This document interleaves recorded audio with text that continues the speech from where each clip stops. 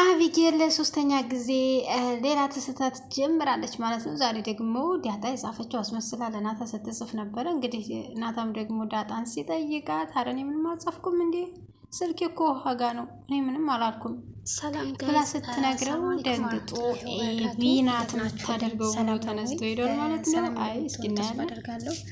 ውሎ እንዴት ነው? ስራስ እንዴት ይዟችኋል? ኢንሻአላህ ስራም አሪፍ እና ፒስ ሆኖ ውሏል ብዬ ተስፋ አደርጋለሁኝ። ዛሬ መተናል እንግዲህ አዲስ ቪዲዮ ይዘን ማለት ነው። እስከ መጨረሻው ድረስ ለመከታተል ሞክሩ እንዲገባችሁ ማለት ነው ሀባይብ። እንዲሁም ደግሞ ስለምታበረታቱኝ ከልብ አመሰግናለሁ። የምር ወላሂ በጣም ነው የማመሰግነው።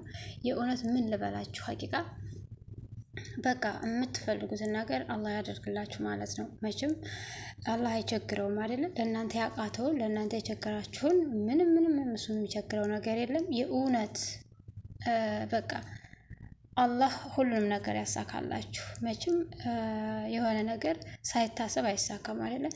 ሰው ለማናቸውም እጅጉን አመሰግናለሁኝ። ዛሬ ደግሞ በቀሽቷ ዳጣ መተናል ማለት ነው። እኛ ላፍ እያደረግን ነው ስራ የምንሰራው ማለት ነው ሀባይቦች፣ እኔና እናንተ ማለት ነው። ለማናቸውም እንግዲህ ዳጣ እንደተለመደው እንግዲህ ጡል ሀክ ማለቷን አትተውም። ዛሬ ደግሞ እንግዲህ አዞባት አቢጌል ማረፍ አትፈልግም፣ ጥሩ ስራ መስራትም አትፈልግም ማለት ነው።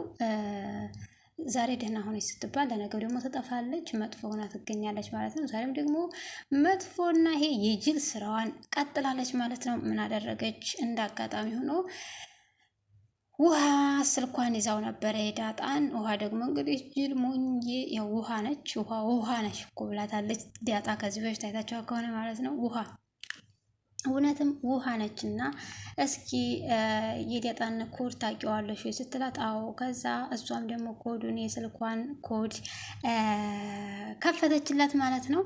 ነገር ግን ብትከፍተው ደግሞ በጣም ቀፋፊ ስራ ነው የሰራችው ማለት ነው። ዛሬ እንግዲህ እንደ አጋጣሚ ብታገኘውም በመጥፎ ሁኔታ ብታገኘውም እናታ ጋር በጽሁፍ ተጀናጅናለች ማለት ነው። ሰው እንዴት ነው የማይበላውን እንጀራ የሚጋግረው?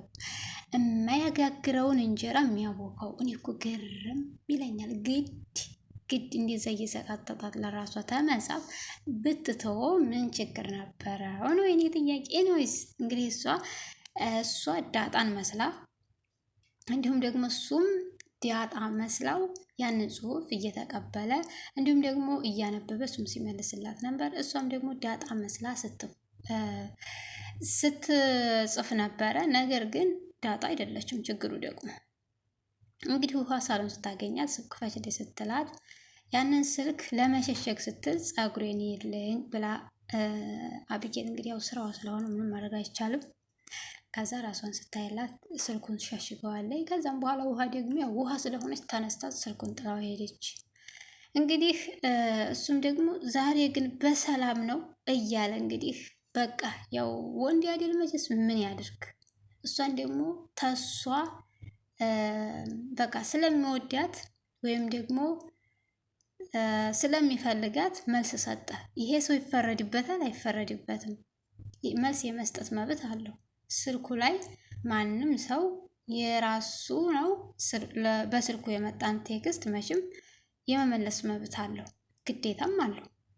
እንግዲህ እሱም ደግሞ በሚመልስበት መልኩ ወንድ እስከሆነ ድረስ እሷም የጻፈችውን ጽሁፍ በዛ ምሳሌ መሰረት መልሷል ማለት ነው። ምንም ጥፋት የለበትም እና ከሆነ ሰዓት በኋላ ዳጣ ትመጣና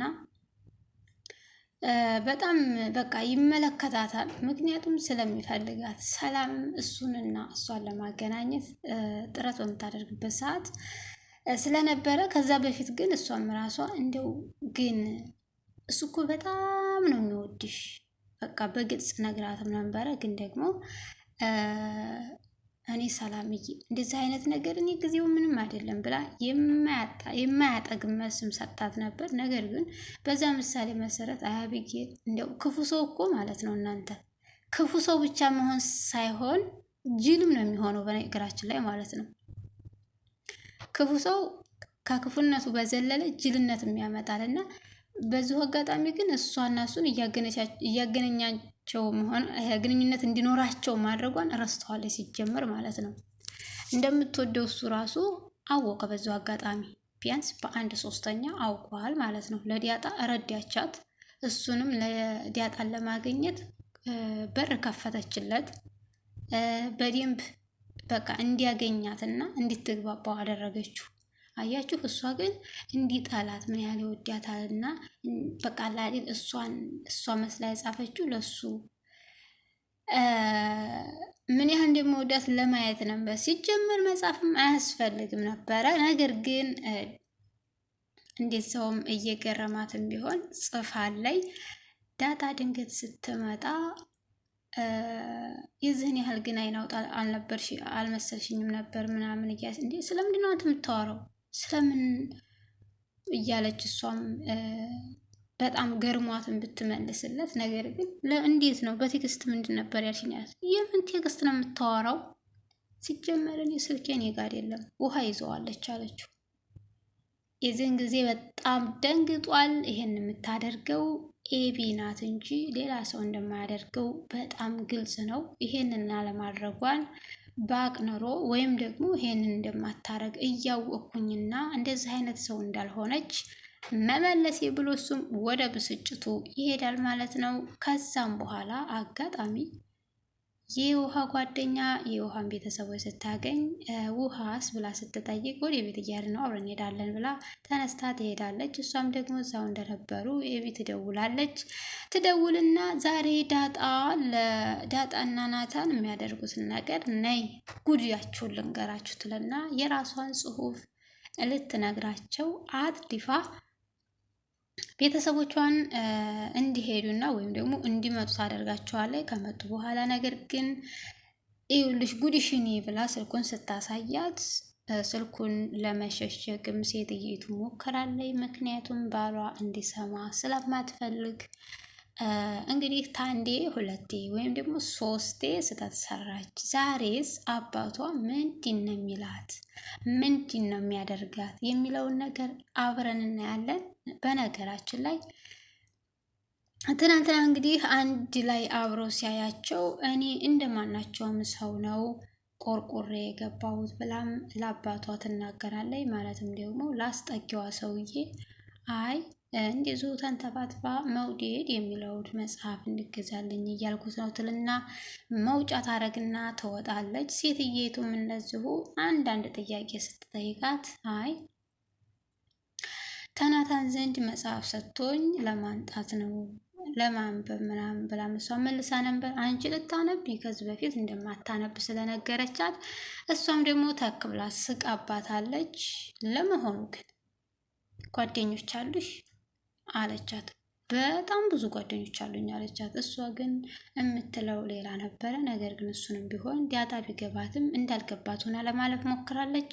ምክንያቱም እየነበረችበት ያለችውን ወይም እየኖረችበት ያለችውን ሁኔታ እሷ ስለምታውቅ አለባብሳ መኖር ነው የፈለገችው። ምክንያቱም የምትፈልገው መኖር ነው። መኖር የሚፈልግ ሰው ደግሞ ሰምቶ ከማፍሰሱ ውጭ የነሱ ማውራትና ወይም የነሱ ደግሞ ቆሻሻ ወይም ዘለል ያለ ንግግር ምንም ስለማያደርጋትና ፋይዳ ስለማያመጣ እየኖረች ለማወቅ ስለፈለገች ማለት ነው። ዳጣ እየኖረች ማወቁን ነው የቀጠለችበት። ወይም ደግሞ አንዳንድ ጊዜ ሰውነንና ክልብሽ ይለናል። ይሄን ነገር ጽሑፉን ሲያይ ቤተሰቦቿ ወይም ደግሞ ያስጠጓት ሰዎች ይሄን ጽሑፍ ሲያዩ ምን ይሏታል? አብጌልስ ይሄንን ነገር እንደምታረግ ዛሬም ያው ጥፋተኛ መሆኗን ስለሚያውቁ እሷው ላይ እንደሚጥሉት ግልጽ ነው። እሷስ ምን ትላለች የሚለውን ነገር አብረን እናያለን። ሰላምም ደግሞ እንግዲህ ዳጣና ናታን መገናኘታቸውን ለማወቅ ከዚህ ቤት እንድትሄድ ቤተሰቦች ወይም ደግሞ መሰራባቸው ሰዎች ቢጥሩም እሷ ናታና ዳጣን ያሉበትን ሁኔታ ሳታይ መሄድ አልፈለገችም። ነገር ግን ደግሞ ዳጣ ግን ለምንድን ነው የምትንቀባረሪበት? ምን ያንጠባረርሻል? ናታን እኮ እንዴት እንደሚወድሽ ብለም ለመናገር ትሞክራለች። እንግዲህ ዳጣ ፈታ ያለች ሰው ናት። ግን ዘጋኛለሽ እንዴ ብላም ትጠይቃለች። ነገር ግን እሷ ያው መኖር ስለምትፈልግ ነው። አቢጌልም እንግዲህ እንደተለመደው እሱን ለማማለል ሄድ ያለሁ ብላ ሳሎን ተወዝፋ ነበር። በጣም ብዙ ነገር ቀባጥራለች። ወደዛ ሄደን መዝናኛ ሄደን አበቦች ረገፉ፣ ወፎች ዘመሩ። ምን አይነት ይሄ ነገር በህልምሽ ነው እንዲያራንቂ አረ ወይኔ እንደዛ ላይ ሳቅሰቅ እንዲህ አይምሰላችሁ። ለማናቸውም እሱም ደግሞ ለእኔ ጥሩ ሰው ወይም ደግሞ ጥሩ ሴት መሆን ከፈለግሽ ለእኔም ሆነ ለሌሎች ጥሩ ሰው ሁኚ፣ ክፉ አትስሪ፣ እንዲሁም ደግሞ ቤተሰቦችሽን አክብሬ አባዬ ሄዷል እዚህ እንሂድ ከማለት ይልቅ ቤተሰቦችሽን አክብረሽ የሚልሽን ነገር ሰርተሽ ጠብቂው አባትሽን። ስለዚህ ቤተሰቦችሽን የሚሉሽን ስሚ ስለምትዩ ነገር ለእኛ ቦታውም ጊዜውም ሁኔታውም አይፈቅድም ብሎም ሲላት ልክ እንደኔ ማለት ነው ለማለት ሞክራ ነበር። ነገር ግን እሱ የመለሰላት መልስ ተቃራኒ ልክ እንደ ዳጣ ሁኝ ብሎ ተነስቶ ጥሏት ሄዷል። አቤት እንደው ይሄ በቃሽ ነበር። እንደ ከዚህ በላይ እንደው ለመዋረድ ፈልገሽ ነው ብዬ ብያት ነበረ። ነገር ግን ለማናቸውም ፒስ ሀባይብ ላይክ እና ሰብስክራይብ እያደረጋችሁ ጠብቁን። መልካም